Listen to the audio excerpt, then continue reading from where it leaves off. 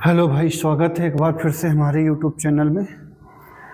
और सभी लोगों को पता है कि कल की क्लास में हम लोग भारत का संवैधानिक इतिहास पढ़ रहे थे और उसमें हमने आपको बताया था कि अंग्रेज किस तरह से भारत में व्यापार के उद्देश्य से आए थे और उन्होंने यहाँ की राजनीति में कदम लेना शुरू कर दिया था। उसके लिए उन्होंने दो युद्ध लड़े थे जिनको हम लोग इतिहास में प्लासी का युद्ध और बक्सर का युद्ध कहते हैं। अब क्या हुआ, जब उन्होंने बक्सर का युद्ध जीत लिया था तो अंग्रेजों का भारत पर कानूनी रूप से अधिकार हो गया था। उस अधिकार के बाद अंग्रेजों ने भारत में क्या किया, कानून व्यवस्था लेके आए, कानून का निर्माण करना शुरू किया कि भारत की शासन व्यवस्था को हम कानूनी ढंग से चलाएंगे। तो वही हम लोग चर्चा करेंगे आज की क्लास में कि भारत के लिए कानून बनना 1773 में शुरू हुआ। यानी भारत के लिए जो कानून निर्माण की जिम्मेदारी दी गई वो 1773 ईस्वी में दे दी गई। अब बात ये आती है कि जो कानून का निर्माण करेगा वो कौन करेगा। तो ये भी ध्यान रखना है कि कानून का निर्माण जो करने की जिम्मेदारी दी गई वो ब्रिटिश संसद को दी गई। किसको दी गई? ब्रिटिश संसद को कानून के निर्माण की जिम्मेदारी दी गई कि भाई ऐसा है, आप कानून का निर्माण करेंगे। जब ये जानकारी दे दी गई, ये जब अधिकार दे दिया गया, तो ब्रिटिश संसद ने दो प्रकार के कानून बनाए। एक कानून वे थे जो ब्रिटिश ईस्ट इंडिया कंपनी के द्वारा लागू थे। ब्रिटिश ईस्ट इंडिया कंपनी द्वारा लागू और दूसरे थे ब्रिटिश क्राउन या महारानी द्वारा लागू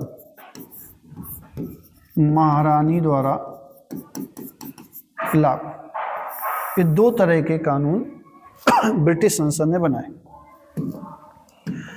अब कौन कौन से कानून यहाँ पर बन के आए, तो कहा गया कि 1773 ईस्वी से लेकर 1857 ईस्वी के बीच में जितने भी कानून बन के आएंगे उन कानूनों को लागू करने की जिम्मेदारी किसकी होगी?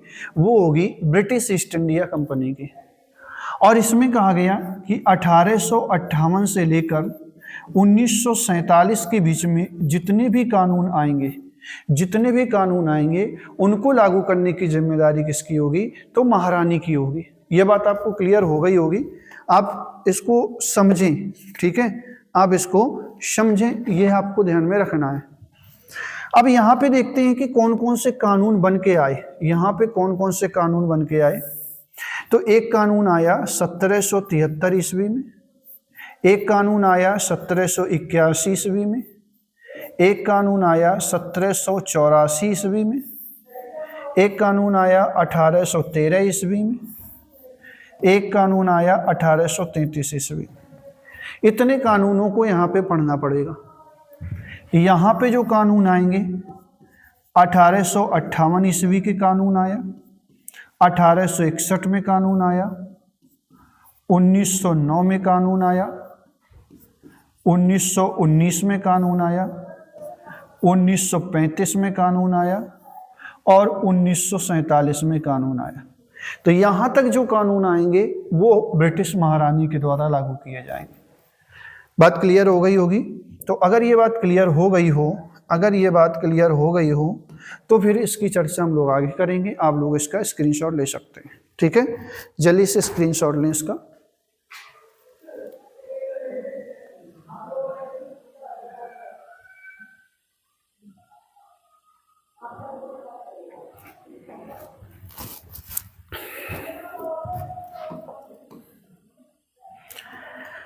तो देखिए, अब आगे इसमें क्या हुआ, हम जो कानून पढ़ेंगे वो सबसे पहले पढ़ेंगे 1773 का जो कानून था। इस कानून को बोला जाता है 1773 का रेगुलेटिंग एक्ट, 1773 का रेगुलेटिंग एक्ट बोला जाता है, या इसी को हम लोग नियामक कानून कहते हैं। क्या कहते हैं? नियामक कानून कहते हैं। नियामक कानून कहते हैं। इसमें क्या होता है, सबसे पहली चीज ध्यान रखना है कि ये किसके द्वारा पारित किया गया था। तो एक व्यक्ति थे जिनका नाम था, प्रधानमंत्री थे, लॉर्ड नॉर्थ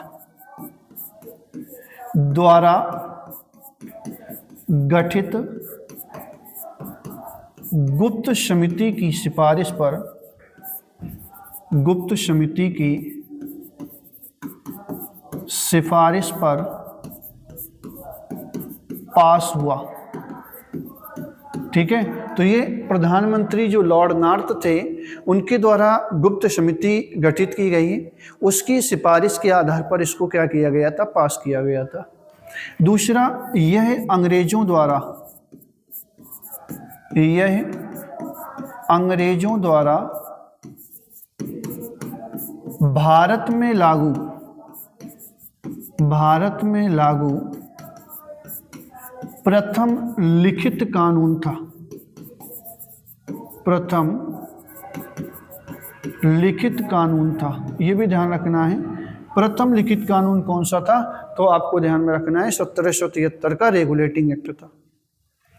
दूसरी चीज इसके द्वारा और क्या किया गया, तो जो बंगाल का गवर्नर था, या ये कह सकते हैं इस अधिनियम द्वारा, इस अधिनियम द्वारा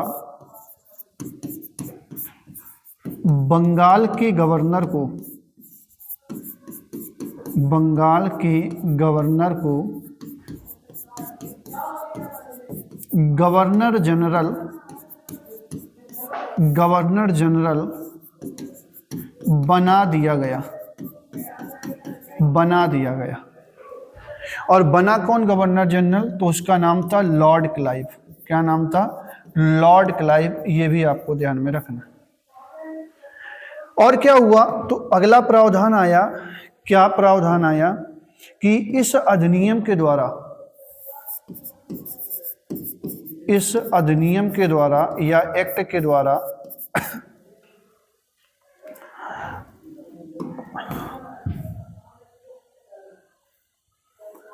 इस एक्ट के द्वारा कलकत्ता के फोर्ट विलियम में, कलकत्ता के फोर्ट विलियम में, फोर्ट विलियम में सुप्रीम कोर्ट की स्थापना का प्रावधान किया गया। सुप्रीम कोर्ट की स्थापना का प्रावधान किया गया। ठीक है, तो सुप्रीम कोर्ट की स्थापना हो गई, किसके द्वारा हो गई, इस अधिनियम के द्वारा हो गई।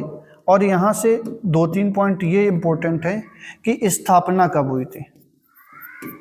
तो इसकी जो स्थापना हुई थी वो हुई थी 1774 ईस्वी में। और इसके प्रथम मुख्य न्यायाधीश पूछे जाएं, प्रथम मुख्य न्यायाधीश पूछे जाएं, तो उनका नाम था सर एलिजाह इम्फे, सर एलिजाह इम्फे। ठीक है, और यहाँ पे अन्य न्यायाधीश भी नियुक्त किए गए थे। अन्य न्यायाधीश, उनका नाम था लिमेंस्टर,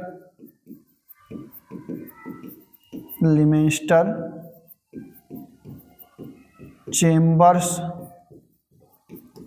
और हाइट, लिमेंस्टर, चेम्बर्स और हाइट। तो ये अंग्रेजों के द्वारा लिखित कानून जो था भारत में लागू, वो कानून कौन सा था, 1773 का रेगुलेटिंग एक्ट था। बात क्लियर हो गई होगी, आप इसका स्क्रीनशॉट ले सकते हैं। इसके बाद की चर्चा हम लोग आगे करेंगे।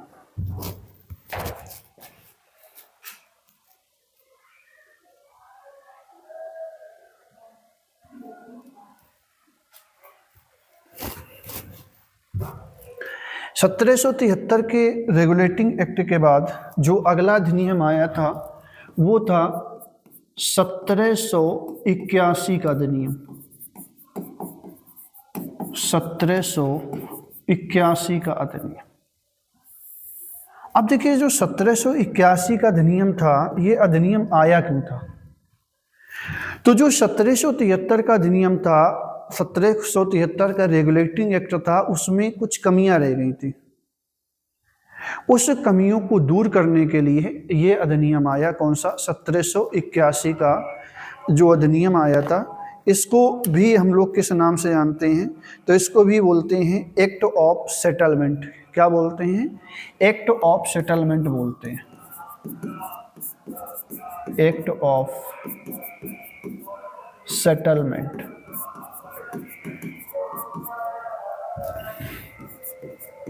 सत्रह सौ तिहत्तर के रेगुलेटिंग एक्ट की कमियों को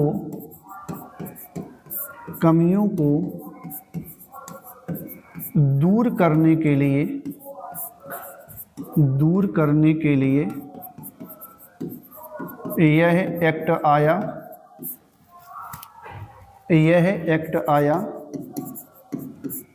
अतः इसे संशोधात्मक अधिनियम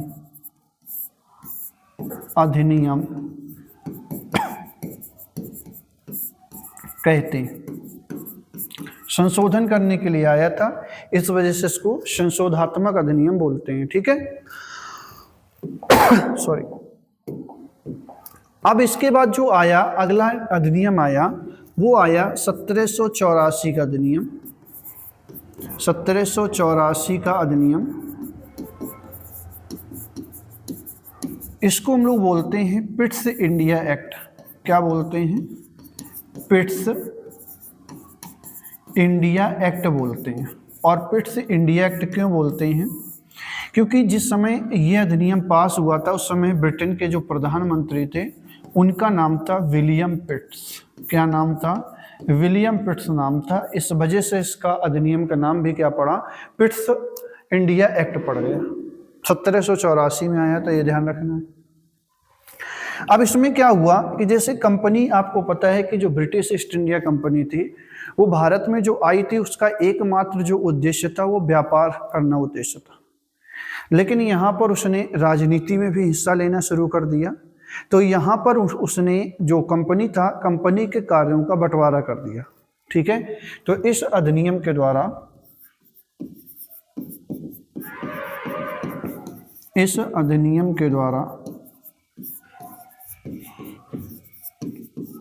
कंपनी के कार्यों का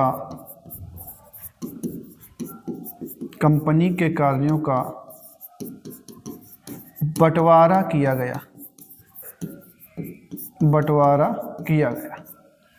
अब जो कंपनी के कार्य थे, उनका बंटवारा किस तरह से किया गया? तो कंपनी अब दो तरह के कार्य देखने लग गई थी।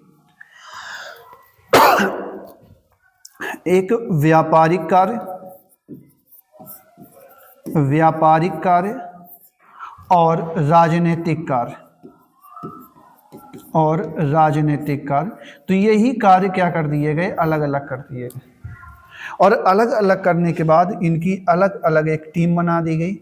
जो व्यापारिक कार्यों को देखती थी, उसका नाम रखा गया बोर्ड ऑफ डायरेक्टर्स। क्या नाम रखा गया? बोर्ड ऑफ डायरेक्टर्स, यानी कि संचालक मंडल। और राजनीतिक कार्यों को देखने की जो संस्था थी, उसका नाम रखा गया बोर्ड ऑफ कंट्रोल। क्या नाम रखा गया? Board of control. इसका नाम था नियंत्रक मंडल।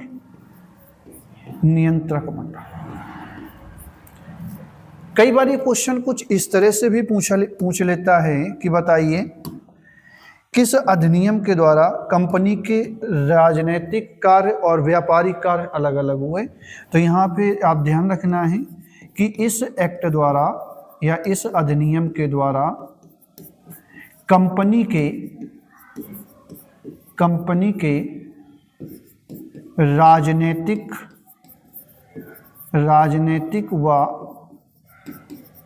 व्यापारिक कार्य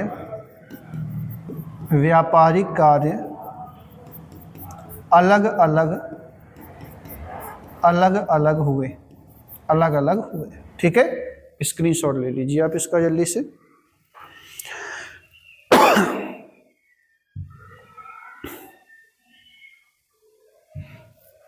अगला जो अधिनियम आया उस अधिनियम को बोलते हैं 1813 का राजलेख। क्या बोलते हैं? अगला जो अधिनियम आया उस अधिनियम को बोलते हैं 1813 का राजलेख या 1813 का चार्टर अधिनियम।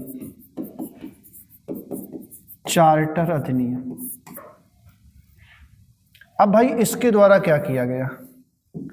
आपको मालूम है कि कंपनी ने एक रूल बना रखा था कि भैया भारत से जो व्यापार करेगा वो सिर्फ कंपनी ही करेगा, बाकी कोई भी लोग भारत के साथ व्यापार नहीं कर पाएंगे।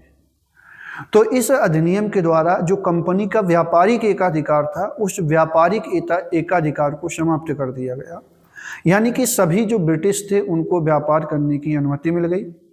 साथ ही साथ इस अधिनियम के द्वारा जो भारतीय लोग थे उनकी शिक्षाओं पर भी व्यय किया गया और लगभग 1 लाख रुपए व्यय करने का प्रावधान किया गया। ठीक है, तो ध्यान रखना है यहाँ के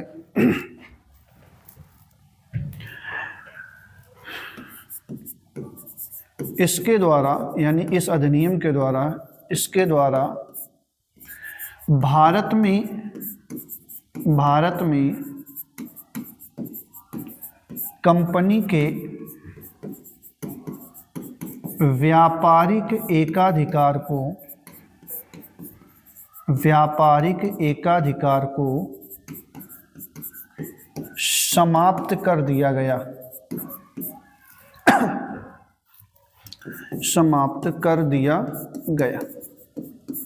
क्लियर है? और क्या हुआ? सभी ब्रिटिशों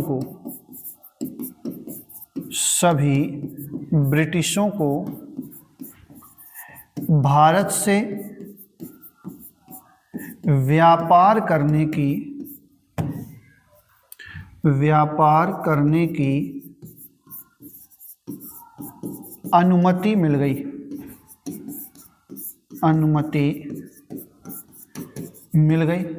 और क्या किया गया? भारतीयों की शिक्षा पर इस एक्ट द्वारा भारतीयों की शिक्षा पर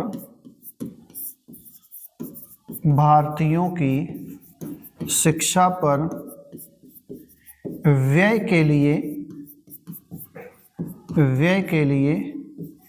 1 लाख रुपए का प्रावधान किया गया।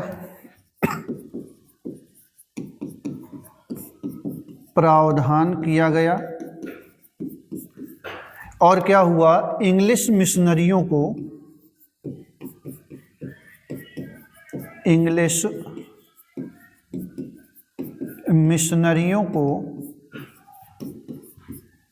भारत में प्रचार प्रसार की अनुमति दी गई, या उनको अपने प्रचार प्रसार की क्या मिल गई? अनुमति मिल गई। ठीक है, साथ ही साथ इसमें क्या हुआ? कंपनी के अधिकार पत्र को 20 वर्षों के लिए बढ़ा दिया गया। ये भी आप लोगों को ध्यान में रखना है, प्रावधान यहीं पे लिख देता हूं कि कंपनी के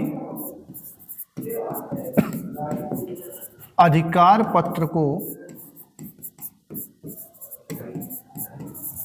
20 वर्षों के लिए